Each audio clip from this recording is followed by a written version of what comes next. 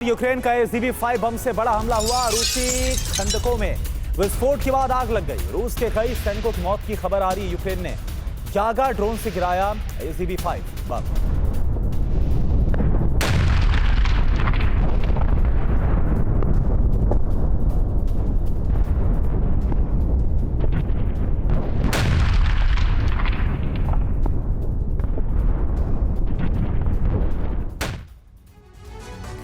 Beijing में Vladimir Putin और Xi Jinping की बैठकों का दौर जारी है और एशिया से अमेरिका तक तनाव बढ़ता जा रहा है, क्योंकि बैठकों के बीच ही चीन ने ताइवान पर हमले की तैयारी कर ली है। फिलीपींस भी चीन के टारगेट पर आ चुका है। रूस ने एशिया में जापान के साथ साथ यूरोप में पोलैंड और फिनलैंड के खिलाफ परमाणु तैनाती कर दी है। परमाणु विनाश के साक्ष्य बीजिंग में नजर आ चुके हैं। शी पुतिन अपने अपने न्यूक्लियर ब्रीफकेस के साथ पहली बार नजर आए हैं। बीजिंग संधि में महासंग्राम की रणनीति तैयार हो चुकी है और यह संधि अमेरिका के लिए सबसे बड़ा संकट बनने जा रही है। यूक्रेन जंग का विस्तार निश्चित था और अब उस विस्तार की रूपरेखा तैयार हो चुकी है।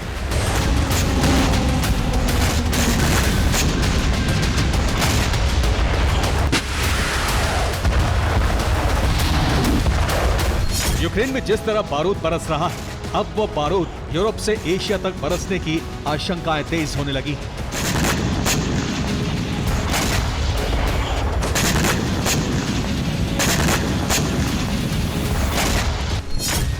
धरती पर तीसरे विश्व युद्ध का रिंग ऑफ फायर तैयार हो चुका है।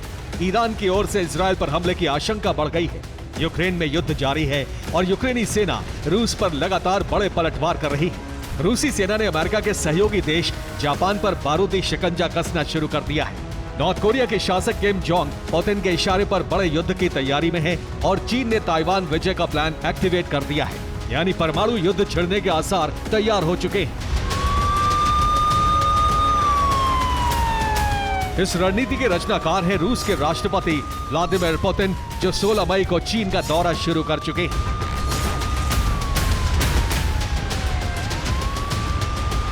बीजिंग पहुंचते ही एक बार फिर रूस के राष्ट्रपति ने परमाणु युद्ध के भयावह संकेत दे दिए।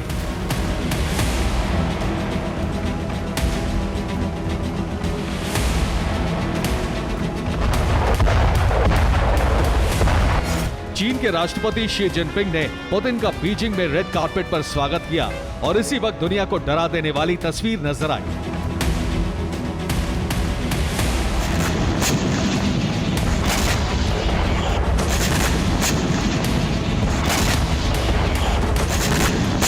बीजिंग में पुतिन जब उतरे तो उनके साथ चलने वाले सुरक्षा कर्मी के हाथ में उनका न्यूक्लियर ब्रीफकेस था और खास बात ये कि सुनियोजित तरीके से जिनपिंग के सुरक्षा कर्मी के हाथ में भी उनका न्यूक्लियर ब्रीफकेस नजर आया।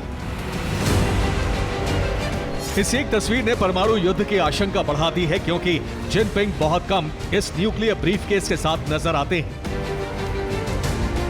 इस तस्वीर पर रक्षा विशेषज्ञों का कहना है कि यह प्रोटोकॉल का मामला नहीं है। शी पुतिन ने अपनी शक्ति का प्रदर्शन किया है। चीन रूस सुनियोजित रूप से एकता का प्रदर्शन कर रहे हैं। यह अमेरिका यूरोप को शी पुतिन गठबंधन की चेतावनी है।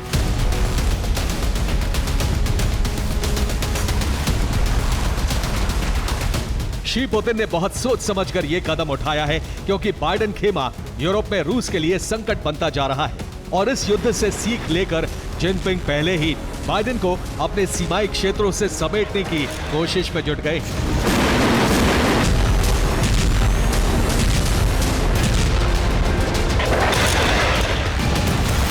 क्योंकि बीते 3 दिन में अमेरिकी सेना ने चीन के आसपास कई बड़ी कार्रवाई की है।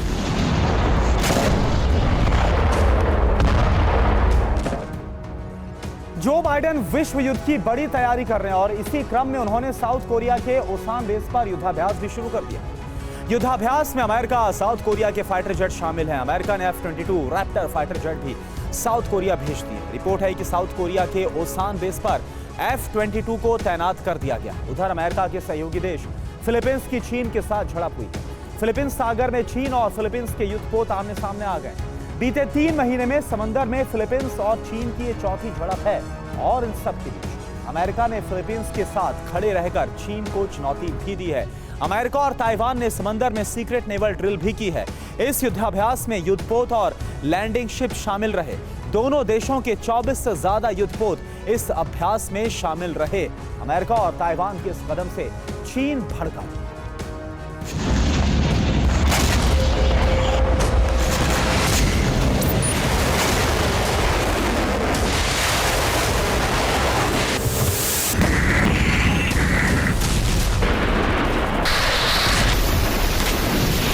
अमेरिका और ताइवान के इस सीक्रेट युद्धाभ्यास से चीन भड़का हुआ है। चीन के विदेश मंत्रालय ने कहा है कि यह चीन की वन चाइना पॉलिसी का उल्लंघन है।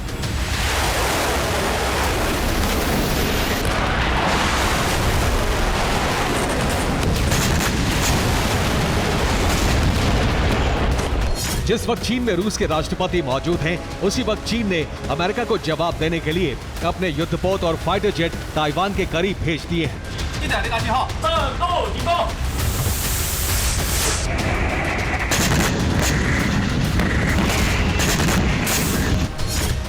16 मई की सुबह चीन की वायुसेना ने ताइवान के वायु क्षेत्र में घुसपैठ की। चीन के 45 फाइटर जेट सुबह 6 बजे ताइवान के करीब पहुंचे। 26 विमानों ने चीन ताइवान के बीच वायु सीमा यानी मीडियन लाइन का उल्लंघन किया।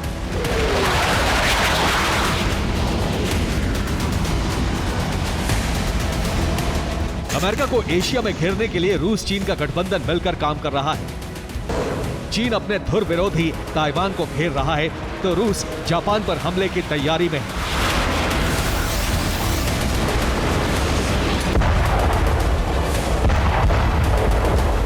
रूस के फाइटर जेट और न्यूक्लियर बॉम्बर जापान के आसपास मंडरा रहे। 16 मई को जापान के रक्षा मंत्रालय ने रिपोर्ट जारी करके बताया कि अप्रैल के महीने में रूस चीन ने 41 बार जापान के वायु क्षेत्र में घुसपैठ की कोशिश की। जापान को 41 बार अपने फाइटर जेट इंटरसेप्ट करने के लिए भेजने पड़े।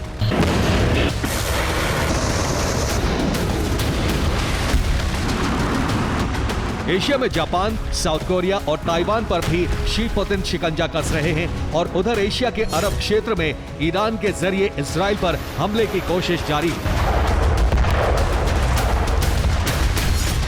खबर है कि ईरान परमाणु बम बनाने के बहुत करीब है। इजराइल पर ईरान के हमले की आशंका बढ़ती जा रही है। लाल सागर में ईरान ने हूती के हमले तेज करा दिए हैं। इजराइल पर हिजबुल्लाह लगातार हमले कर रहा है।